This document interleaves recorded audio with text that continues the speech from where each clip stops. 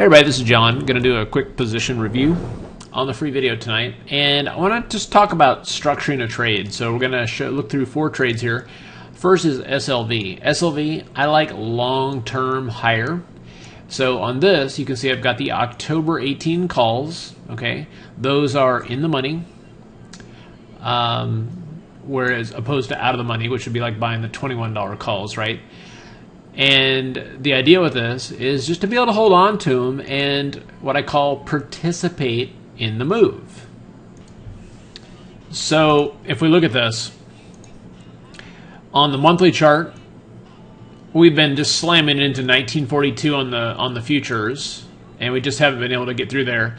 And you can see we've had 3 months in a row of momentum shifting, which is positive. On the weekly chart, we had a squeeze. It's lost momentum. That's positive. And on the daily chart here, you can see that we're cruising higher. And there's also other things going on with metals like platinum and copper and all these different metals that are breaking out.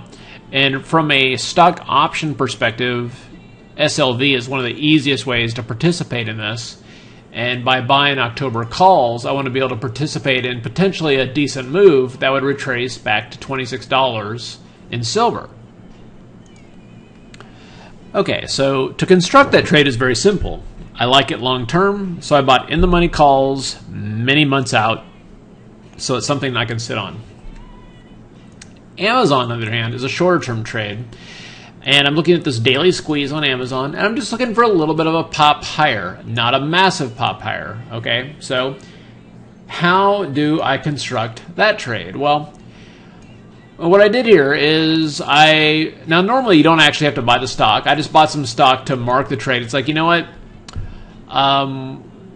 Where I saw this trade was at 328.51. So I bought 100 shares of stock to mark where it is. And you can see that the stock trade's up a little bit. It's actually, the stock's up a little bit after hours. But this is kind of like one of my favorite ways to take advantage of a short-term pop in a small account.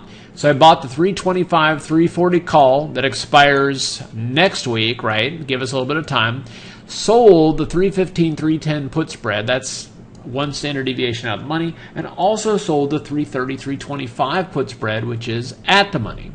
And the idea here, of course, is that if we can at least close above $330, then I'll collect all the premium here and all the premium here. Ideally, though, we actually, maybe we get to 335, even 340, and, make mint here, as well as collect premium here. But this is a classic way to structure a trade for a defensive measure, meaning that if it works out and goes higher, you're going to make money. But if it trades sideways, you're still going to make money. And if it starts moving down, you'll actually still collect some of the theta decay. Okay, and now let's look at the third example, and this is Zillow. So on Zillow, we've got a weekly squeeze. Now you can see it lost momentum so far this week, but it has to be 2 weeks in a row for it to be out of commission. But today, it gapped down into its 8 EMA on a weekly chart. Okay, when you have a weekly squeeze and you get this gift of an opportunity, you dive in. So how did I structure that trade? So on this one, early in the session, I bought some calls that expired next week, and then later in the session I sold some slightly in the money puts that expired this week, with the idea that tomorrow on Friday we could actually rally a little bit. And of course, if we don't rally, I could still actually keep it turns out where you get, even if it drops like $1, I still get to keep some of the premium, right?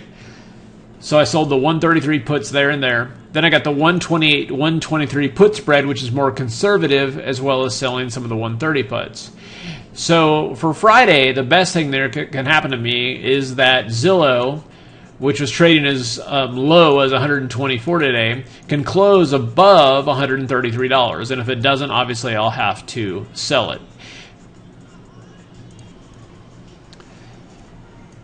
So for those of you that aren't members of our site, at least the gold room, like the gold plan, which includes our trading room and the text alerts, I wanted to invite you to participate in a free event that we're going to be holding next week, which is a live options trading open house where you essentially get to look over our shoulder as we look at the markets and place and, more importantly, construct these trades live and just talk through the decisions that we're making, the whys and hows. The whys we're doing it, the hows we find these trades, and all that kind of fun stuff.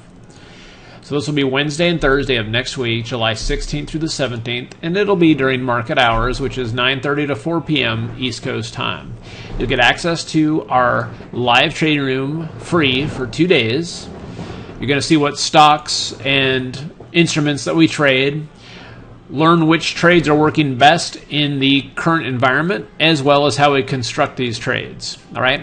If you'd like to participate in this free event, just put in your first name and your email address. Click register now, and you'll be given all the information next week in time to participate in this free live event. Okay, hope it helps. Should be a very exciting week. It'll be monthly options expiration next week, which is always fun. And by the way, the markets typically sell off the Thursday and Friday prior to monthly expiration, bottom out, and rally into expiration. And we'll also talk about how we play that. You guys have a great night, and we'll see you at the next update.